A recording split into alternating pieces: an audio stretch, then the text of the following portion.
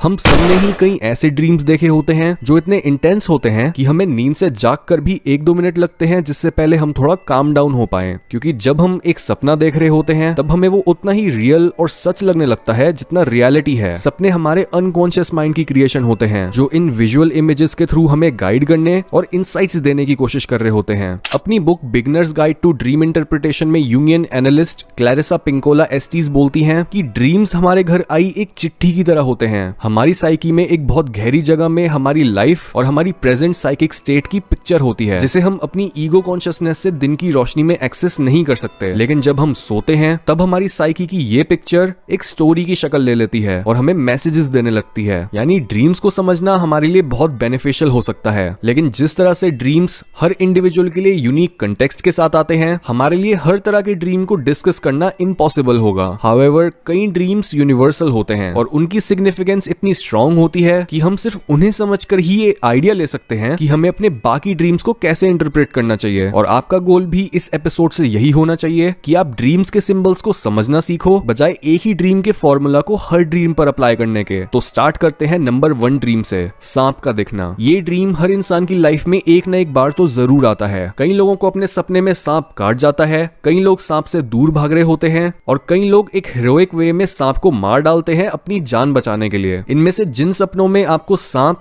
या जनरली किसी भी जानवर से डर लगता है कि वो आपको मार देगा, तो ये चीज आपकी लाइफ में किसी ऐसे थ्रेट को सिंबलाइज कर रही है जो सबसे एनिमलिस्टिक और अनकॉन्शियस होता है। और इनसे डील करने के लिए आपको ज्यादा अवेयर रहना है और अपने हर डिसीजन या बिहेवियर को क्वेश्चन करना है कि कहीं आप ही तो अपनी ग्रोथ को अपने अनकॉन्शियस पैटर्न्स के थ्रू नहीं रोक रहे। दूसरी तरफ जो लोग सांप को मार देते हैं उनके लिए मैसेज हो सकता है एक एक्चुअल प्रॉब्लम का जिसे वो ऑलरेडी सॉल्व कर चुके हैं, या फिर उनका माइंड उन्हें ये सजेशन दे रहा है कि उन्हें अपनी प्रॉब्लम या किसी नेगेटिव इंसान को ओवरथिंक करने के बजाय उनसे सीधा छुटकारा पा लेना चाहिए। नंबर 2, पानी का दिखना। नाउ पानी ड्रीम्स में अलग अलग तरह से दिख सकता है, जैसे कहीं से ओवरफ्लो होता हुआ पानी, बाढ़, या फिर आप खुद पानी में डूब रहे हो सकते हो। जनरली पानी अनकॉन्शियस माइंड और हमारी खुद की डेप्थ्स को ही रिप्रेजेंट करता है। तो अगर आप पानी में डूब रहे हो तो उसका मतलब हो सकता है कि आप खुद ही अपनी प्रॉब्लम्स को क्रिएट कर रहे हो, और ये इसलिए हो रहा है क्योंकि आपके अंदर विल पावर की कमी है या फिर आप अपने इमोशंस या डिसीजंस को पूरी तरह से काबू नहीं कर पा रहे हो। और अगर आप पानी पर सर्फ कर रहे हो या उसमें एंजॉय कर रहे हो तो वो आपकी मुश्किलों से डील करने की कैपेबिलिटी से भी रिलेटेड हो सकता है या फिर आपकी लाइफ में किसी पॉजिटिव चेंज से भी। नंबर 3, खो जाना।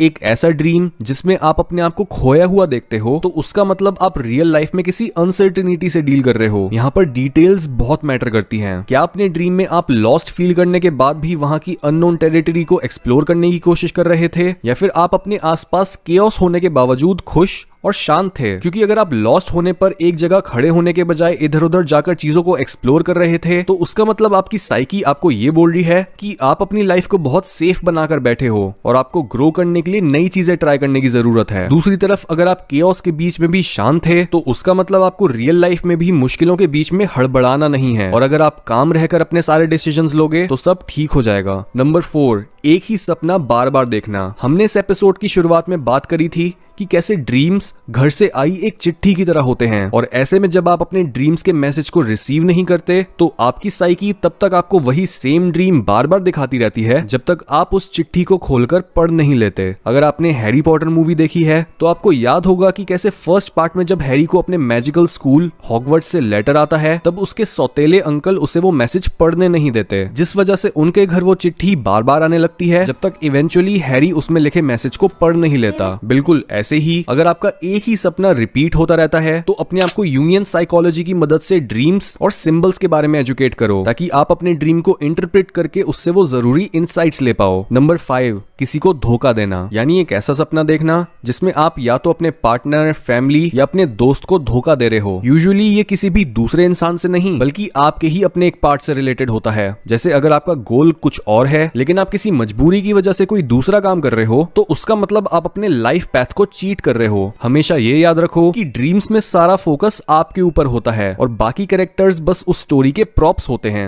तो उन कैरेक्टर्स को लिटरली रियल लाइफ वाले लोगों से कंपेयर मत करो बल्कि उन्हें अपने अंदर ही ढूंढो। ड्रीम्स कुछ इस तरह ही काम करते हैं, मेटाफर्स और सिंबल्स के थ्रू। और अगर आप भी अपने ड्रीम्स को रेगुलर बेसिस पर इंटरप्रेट करना चाहते हो ताकि आप ग्रो कर सको तो अपने ड्रीम्स को लिखना शुरू करो और उनमें इस तरह के सिंबल्स को ढूंढो।